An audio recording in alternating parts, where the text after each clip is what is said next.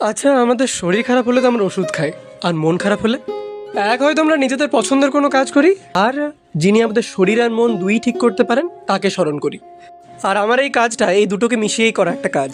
রথযাত্রার আগের দিন ঠিক করি জগন্নাথ দেব, বলরাম এবং সুভদ্রা দেবীর মূর্তি তৈরি করব, কিন্তু কি বেশ হবে এটা ঠিক করতে পারছিলাম না।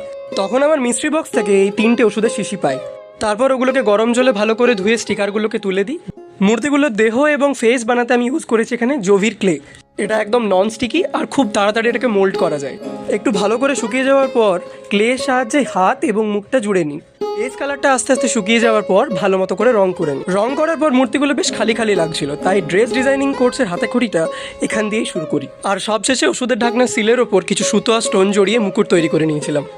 এবার তোমরা বলো কেমন লাগছে এনাদেরকে। দেশারা কেমন বোকা মনটারে